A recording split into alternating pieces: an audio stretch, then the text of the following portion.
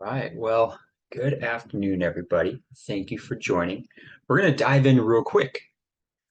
We've got our penalty shootout, and we need to learn how to do it. So on the right here, you're going to see a clip of Team 3 referees walking through one.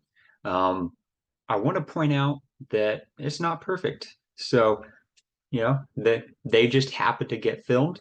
We're going to talk about a lot of the great things they did, some things they can add in to accelerate, refine, um, and how we're going to be guided is through the laws, which you see on the left.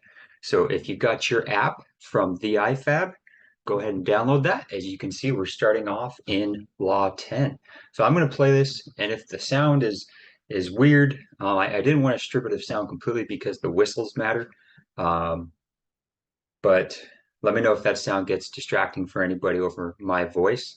And our focus will be strictly on everything going by the laws. So we had our two 15-minute periods of extra time, and then we go to our very conventional penalty shootouts. With that, we've got it going. So you can see Mike Harrison is an AR there, and then we've got James Boyd in the middle, and then Alex Diaz on the line. So a well-known Team 3 crew. But who can tell me what Law 10 is? I haven't scrolled down yet. I'm hiding it.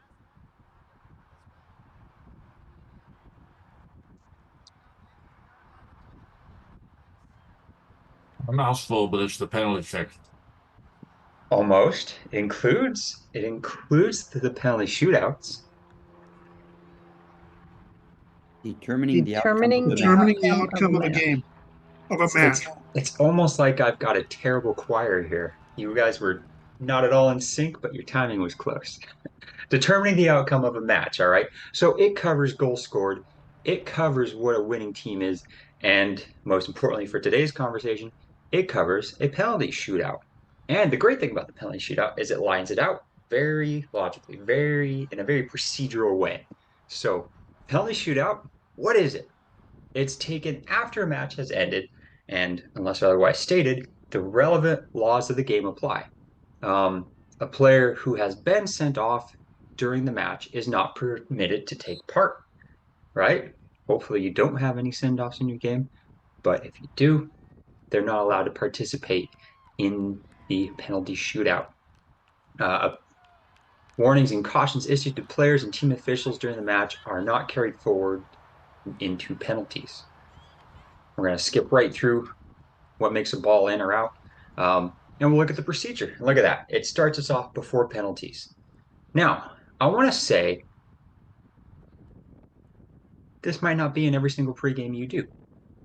However, let's say you're in a game that has an opportunity for penalties, and you're maybe forgot it in the pregame, but when you're at halftime, you think, oh, this is a close game.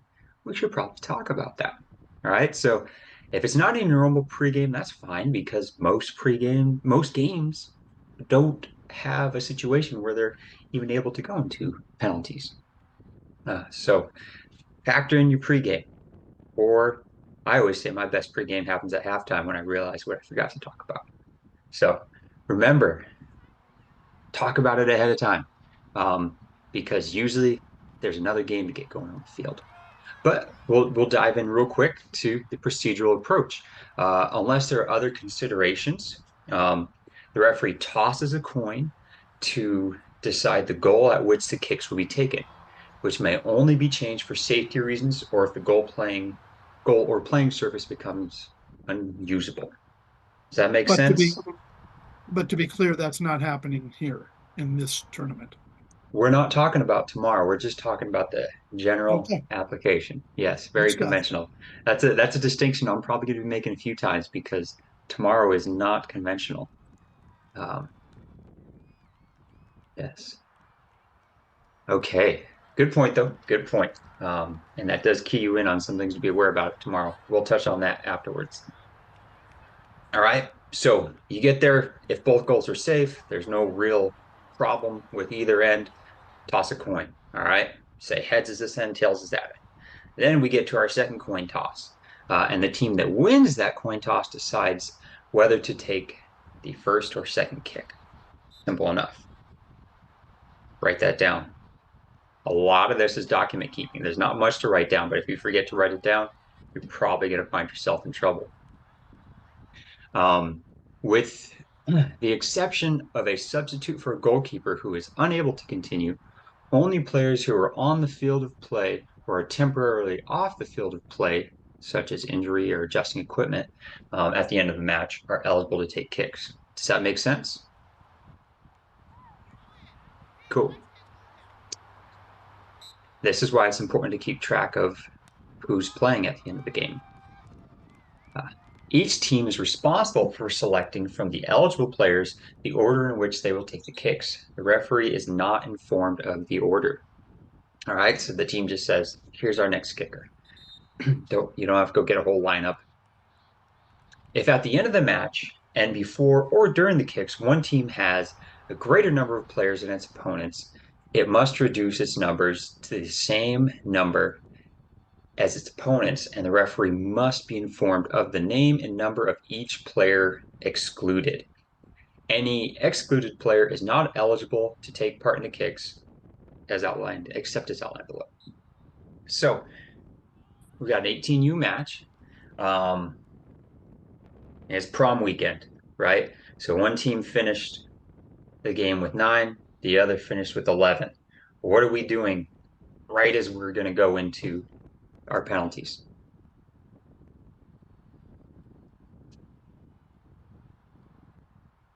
Reducing to equate. Reducing the other team's numbers to equate with how many eligible players the other team has to take the kick. Mm-hmm. And writing down those 2 players. Thank you, Doug and Keith. All right, so we're ending up with 9 on each team. And then the goalkeeper makes this fantastic save, unfortunately lands on their wrist and gets injured, and they're not able to continue. What are we doing at that point? You can allow a substitution of a player who is not eligible. Yes. What could also happen, this would be legal, correct? They could substitute in a player who was not eligible, but that player technically would not have to become the goalkeeper. Right? Because I can change my goalkeeper at any time. So let's jump to the next bullet point. But before I do that, the point I was making, I think I could have made a better example there, is if the goalkeeper is injured, sorry, forget about the goalkeeper. If a player's injured, let's say somebody, Charlie Brown's the ball, right? Lucy, the imaginary Lucy pulls the ball away. Charlie Brown ends up falling on the ground, can't take the next kick. All right, they're injured. They're down to 8. So right away, the other team drops down to 8. You guys see how this matters? If my team, now we got a couple national coaches here. We got Andy. He's a national coach. He's a clever guy. So he says, look, I know I got 6 solid kickers, and then I got 5 who are going to absolutely panic when they walk up to the ball. So those 5 are suddenly going to be injured. Okay, they can't take the kicks. I'm telling the referee they're injured. Now, I get to take 6 solid kicks, and the other team has to go through all 11 solid and weak kickers, right? So this is why reduce to equate matters. None of that nonsense comes through. So if Andy, the clever national coach, has 5 injured players, you get to have 5 injured players as well as the other coach. Right, so you drop to your strongest kickers. And I'm going to say that is a point of confusion for some people. I think I've had this come up. If you have an injury, you still have to reduce to equate during kicks. Yes. Right? It doesn't just end once kicks start. So that's fairly new. Yes. Great. Thank you. And thanks for being a national coach, Andy.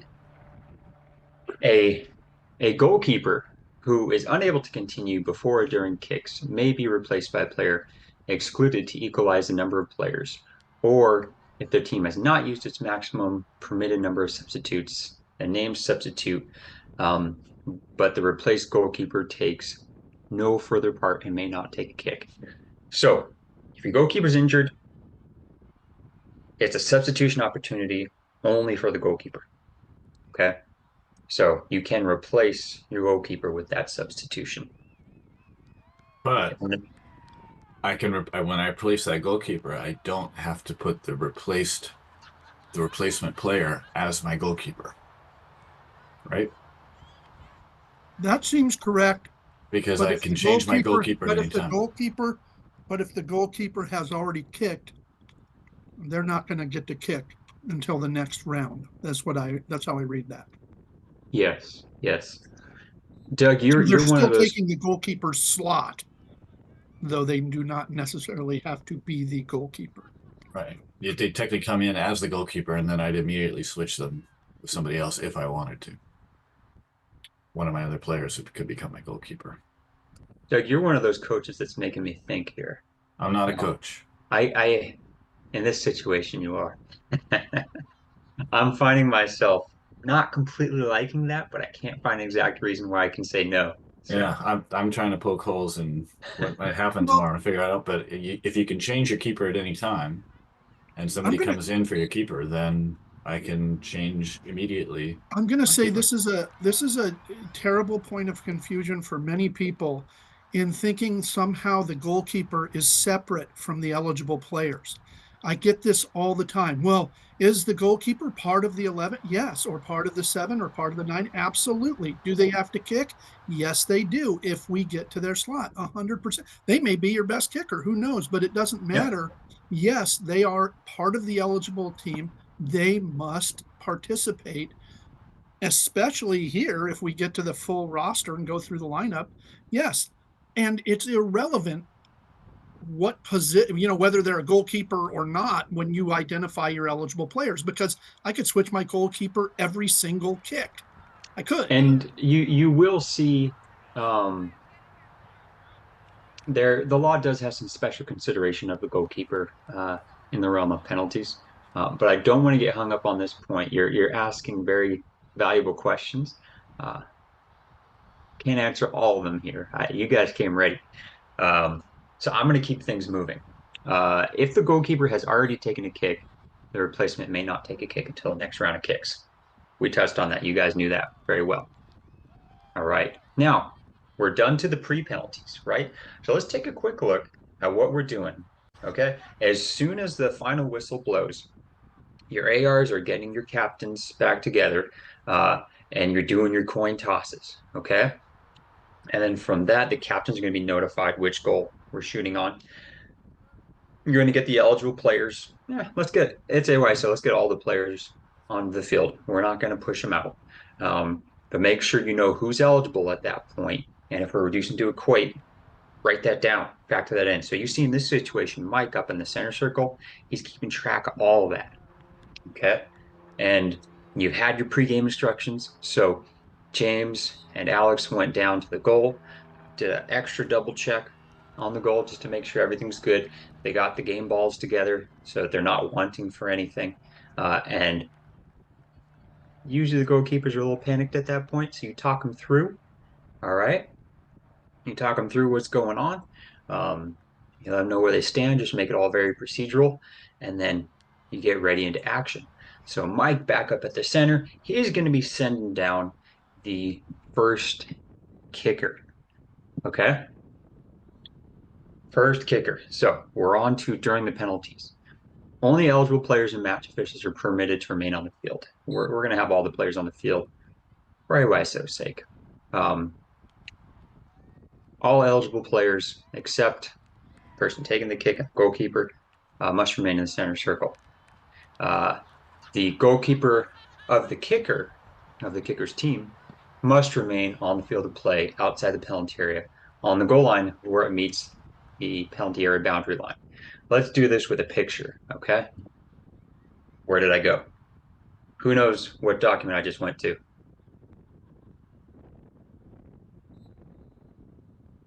Law 10 in IFAB. Guidance for referees or Practical guidelines for match officials. So right back at the end of the book, if it is still a bug. We have some very practical guidelines and sketches here. So we don't need to worry about our AARs. Here's the layout, right? You've got one assistant referee up at the center circle conducting affairs. Hopefully this assistant referee, we got red kicking here. So the assistant referee already knows who's kicking next for blue, even has them staged at the top of the circle ready to go down as soon as it's their time.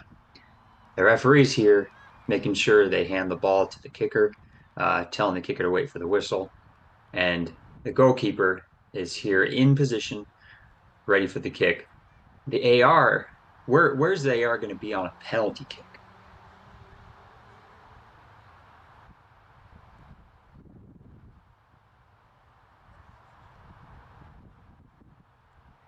At the goal line? At the goal line. Where on the goal line? The intersection of the penalty area line on a penalty Right kick here. in play. Normal penalty kick. Now, on penalties, formerly called kicks from the mark, or shots from the mark, they're going to come into the intersection of the goal area line with the goal line. So they're closer. And then the goalkeeper's on the field at the intersection of the penalty area line and the goal line. Right? A great visual that the law has for us here.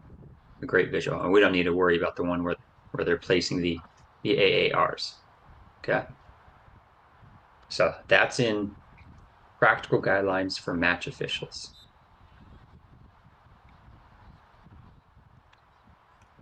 All right. Now, back to Law 10. So, we're tracking from there. We haven't even taken a kick yet. The goalkeeper, no, we already covered that. All right, so an eligible player may change places with the goalkeeper. We touched on that. The kick is completed when the ball stops moving, goes out of play, or the referee stops play for an offense. The kicker may not play the ball a second time. When is the kick completed? When the ball goes out of play, it's clearly won't enter the goal or the ball stops moving, I believe. I don't know if I covered them all. When the ref stops play for any offense also. That's another one, yeah. So, if that ball pops up in the air, I'm sure we've all seen a video of this, and it's got a good spin on it. We've seen the video where the goalkeeper's celebrating and starts walking away, and when that ball hits the ground, the spin takes it into the goal. That ball was still moving. No offenses occurred. So that was still in play. And that goal counts. All right, so watch it until it's done. Make sure you know when it's done. Don't take your eyes off till it's done. And you are all three, both ARs and the referee. The referee keeps a record of the kicks. And you know what? This should be real quick. What are we writing down? Someone give me the first thing. Number. The kicker's number. Second thing. Success or fail. Okay. Though I might not call the kid a failure if they don't score. Something simple. Something simple. Make Yes, or no. miss. Yes, no. Yes, no, Oops. check mark, Yes. X. X Okay. circle. I don't know. Dash. Yeah. Everybody be writing this down, please. As the AR, as the referee, as the other AR. Write it down. Trust me, you're going to wish you did. If the goalkeeper commits an offense and as a result the kick is retaken, the goalkeeper is warned for the first offense and cautioned for any subsequent offenses. Now, we could get into a whole loophole here. What I'm going to say is those of you who are doing this on 10U matches, 12U matches, I trust you to have enough common sense to figure out the right thing to do there. All right. So, warn the goalkeeper the first time. Let's understand that we're dealing with kids. The laws are written for professionals. You see what just happened in the video right there? I'm distracting us. You see where I said write it down? What happened here? Anyone got any idea?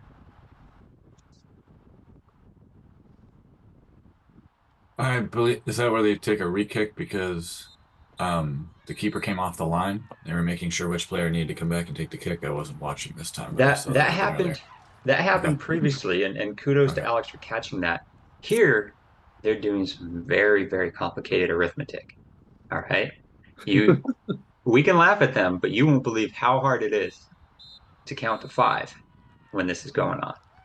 So what they figured out is that mathematically, the winner is determined, even though we haven't gone through all 5 kicks. We'll get back to that. I just wanted to highlight it as it came through. And to Doug's other point, I'm going to start it over so that when you talked about Doug, it's going to come back to us. I'm blowing past my time promise. I'm sorry, but I think you're all asking great questions. So I'm just going to keep at this pace. I'm trying to push it, but I'm not trying to blow through anyone's questions. And you can call me a liar. Okay. If the kicker is penalized for an offense committed, after the referee has signaled for the kick to be taken, the kick is recorded as missed and the kicker is cautioned. Where can we find these offenses for the goalkeeper, for the kicker? Robert mentioned it earlier. Yeah.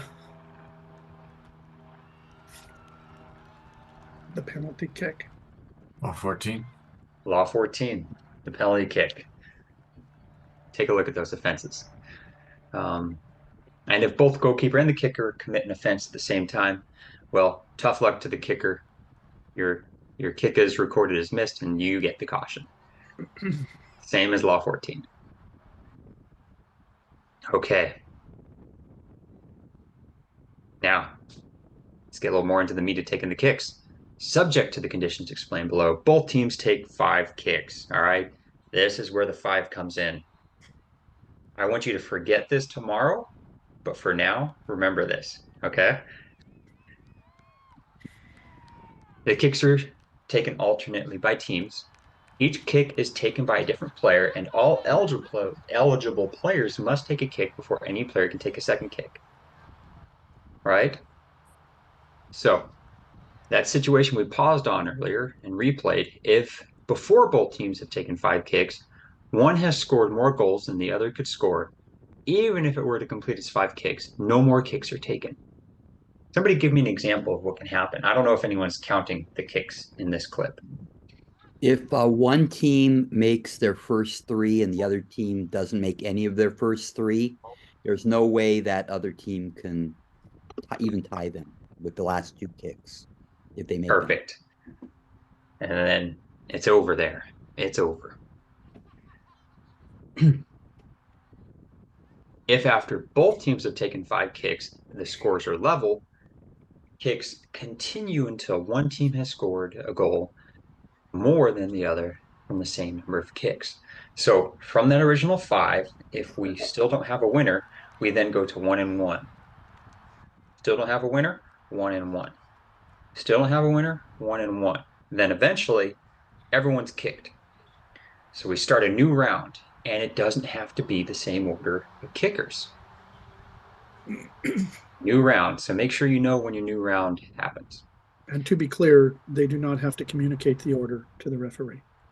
Very clear. Correct. Okay. That above principle continues for any subsequent sequence of kicks, but a team may change the order of the kickers. Penalties must not be delayed for a player who leaves the field of play. The player's kick will be forfeited, not scored, if the player does not return in time to take a kick. All right. Show must go on. Okay, we're getting through it. By the way, the coaches just did a fantastic job here too. Both coaches had their teams all ready to conduct this. Substitutions and sending offs during penalties. A player substitute or substituted player or team official may be cautioned or sent off. A goalkeeper who is sent off must be replaced by an eligible player. That is not a substitution opportunity, right? Just like during normal play. A player other than the goalkeeper who is unable to continue may not be replaced. Then you're going to do what? Reduce to equate. Amen. The referee must not abandon the match if a team is reduced to fewer than 7 players. Do we understand why this is there? Somebody explain it to me. Yes, because a normal match would be abandoned. A normal 11v11 match would be abandoned if you got down below 7 players aside. They can't continue, but in penalty shootout, that is not taken into consideration apparently. Exactly. We just reduce to equate until we're down to 1. If you get down to 0, you had quite the game. Let's pause on the reading of the law there and take a look at this kick, okay? So watch the goalkeeper. She takes both feet off the line. Look at this. The AR gave a signal. This is something that was hopefully discussed in the pregame, how to signal it. Do the laws say how you should signal it? That's a discussion in your pregame.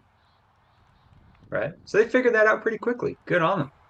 Alex is doing his job. He's watching that line. And he gives a pretty subtle signal. I think that's key here. It's a tense situation, right? So he gives a pretty subtle signal that James gave him in the pregame. And then James knows to take the kick back because the keeper violated Law 14 and Law 10 and stopped the ball. In the end, red missed anyway, but the referees got it right. Remember to go read Law 14 after this to see what those offenses are. Okay, we're done with that page. Done with all of it. So, throw me some questions. I have one. Go ahead, Andy. I never thought of this before, and I've never seen it. But at the beginning, when you talked about the amount of players, that if the international coach said, "I have 5 players that are, or I have X amount, I only have 6 available players because everyone else got injured." That means that if a coach really knew the law, he could take his best kickers and eliminate the others. And we know Exactly. And we know it's hogwash. We just have to accept his word. You know, I'm not going to be the referee that says, "Coach, you're a liar, and that Right. player you tells me is injured must play." That No, seems like Chicken write a game report. we're gonna convene a tribunal, and gonna put a high. I mean, what are you gonna do? You have to go with these folks being on good faith. I mean, I agree. I don't think you can arbitrate that claim in that moment. And I think you make a report to the tournament.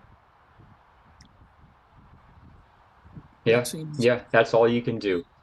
Don't be that ref that made the injured player play, please. As wrong as we might know it is. Yeah. So this is not a part of law, law 10 or 14. This is just for the tournament tomorrow. So this is a specific question that came up. This will come later. So we I are was not gonna ask. talking about tomorrow. I was going to ask if that. Yeah. So I have no other questions about how to conduct a penalty kick. Does anybody else? Can you specify the number? So let's say I'm refereeing a 10U game. Mhm. Normally you would have 7 players, if I recall, 7 players on the field, and they have 9 players who show up. Mm-hmm. The number of players who are going to be participating in the penalty kicks are the 7 players or the 9 players? All right, who's got an answer for me? I'm looking for a comprehensive answer that we would give on the national exam. Okay. So the players are going to be the number of, well, for this, if we were having an 11-a-side team, if it was a 18U, you would have, and you had 15 players on your roster, it would be the players who were on the field at the end of the period would participate in kicks. So that would be the entire set of eligible players. Now I may be wrong. You may correct me here, Lewis, but it's whatever that roster size is here in our 10U, 12U, 14U. They are going to be the eligible players that you are going to put forward as being able to participate in kicks from the mark. The other 2 players or whatever, the other the other players that would be on the team would not be eligible when you identified them. They might So let become me- eligible. Yeah, let me try to wrap this up and put a bow on top of it. Yeah. So at the final whistle, we know who's a player and who's not. So the players are eligible. And then typically within the law, there are going to be 5 kicks to start with. Okay? The coach doesn't need to tell you which 5 are going first, but the eligible players will be those that are on the field, or like if they just stepped off to fix a shoelace or, take a breather or whatever it is. That's going to be eligible players. Now, the only time we make one or some of them ineligible is if we're reducing to equate. All right, so the eligible players will be those playing on the field at the end of the game, with very few exceptions. That's a good question. It's a good question. All right. Thank you, Mark, for asking that. Yeah. One more question. Who's calling the coin toss? Is there going to be a home team and a visitor team assigned for the games? Yes, there will be a home team and visiting team. Ask for a quick clarification. I believe we did review that if someone has been sent off in an 11 versus 11 player game, and so it's 10 versus 11. When we get to the penalty kicks in a normal game, regular game, not a shootout, necessarily. Just we're in penalty kicks because it's a tie. We're going to reduce to equate to 10 versus 10. Is that correct? Am I reading that correctly? Exactly. Okay, thank you. Yeah. Yep. I have a question. Go ahead, Chris. So suppose we are in a normal game and we're 3 kicks in and one of the coaches loses their mind and says something they shouldn't, and we have to send them off, and there is not an assistant coach. What then? All right. Does anybody want to answer that?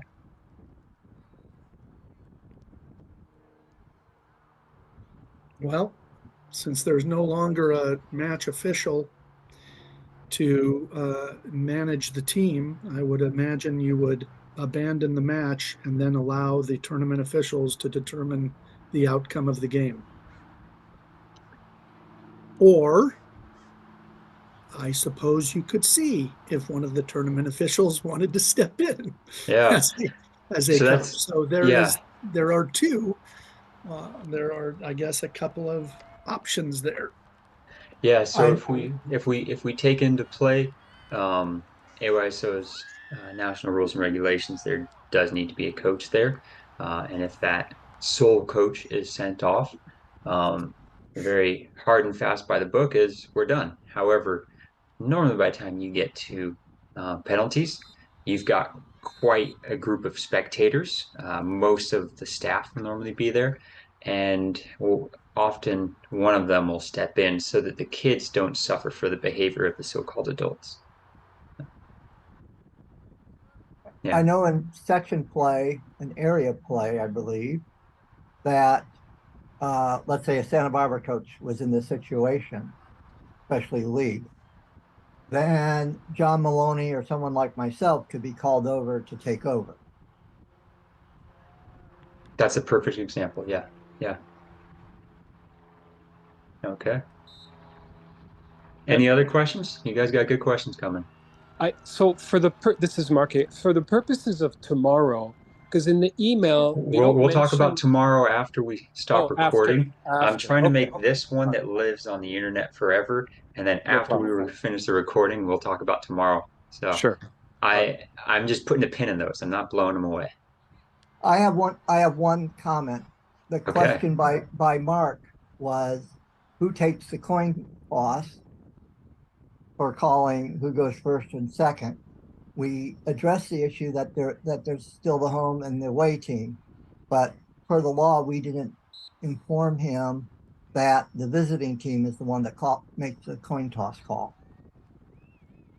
If you can find that in the law, then that is what we will follow. Yeah, I don't know that that's in the law. I'm pretty sure I read it, but anyway, I'll look. Okay. Well, while you do that, any other final questions to throw out? I'm glad these questions are getting out there. This is why we did this. Well, I'll point out just a couple things in the clip here. Feel free, anyone, to speak up with those questions. I want to point out that for the most part, here we go. We happen to be at the one kick where James proved me wrong. For the most part, you'll see James here is very assertively managing the penalties. He holds the ball, shows care for the situation, and hands it to the kicker.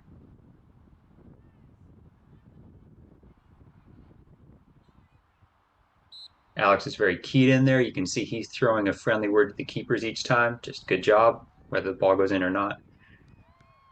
All right. And then you'll notice on more of the wide angle shots, James, the referee, is making eye contact with Alex, the AR, and they're getting agreement. A goal occurred. Don't forget to acknowledge that, okay? Don't forget to acknowledge that the ball went into the goal. This is still soccer. James is demonstrating a great whistle for us each time.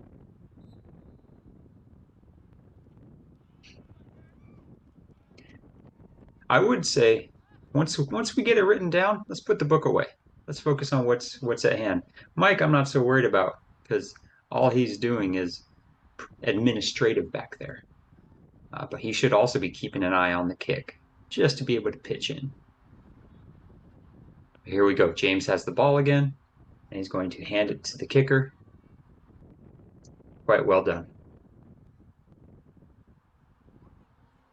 Did any questions come up? I have one. All right. Let's go with Andy and then Robert. Okay, so what I'm remembering must come from a tournament rule or something. So under Law 8, the start and restart of play, one kickoff, and there's a procedure, and it says that a team wins the toss. So it doesn't state it in IFAB. Mm-hmm. Yep. All right, Robert. When you say, let's not forget to acknowledge a goal, is there a particular way you're thinking of to do that? How does a referee acknowledge a goal scored? I point to the center circle, but Where do the small number, there are a small number of situations in a game where the referee must blow a whistle. Is this one of them? If it's unclear whether the ball crossed the line and goal was scored and play continues, but a goal has been scored, then you blow a whistle. Yeah. There is no play going on other than there's no continuous play happening, right? I would encourage you all to the practical guidelines for match officials and the section on communication, body language, and the whistle, I believe is what it's called. Gives you a list of situations in which a whistle must be used. You can see I'm pointing a lot of things back to the law because you all have the power of the app, and I'm more interested in teaching you to learn where to look than I am in just giving you something to memorize. Because I know I did a lot of learning by getting out there, messing it up on the field, and then back in my day we had the book, so I'd pull it out of my bag after I messed it up big time on a game, and I would never mess that one up again, hopefully. Okay, well, we'll let after the serious arithmetic here, you notice James does blow his whistle to end the match, and then one team celebrates, one team commiserates, and we're done. All right. Well, I am going to end the recording here so that we can talk specifically about tomorrow and its differences from the laws. So I do thank everybody for participating in this and bringing great questions. And thanks to these three referees for giving us something great to watch. And for those flips. That's pretty cool. All right. Oop.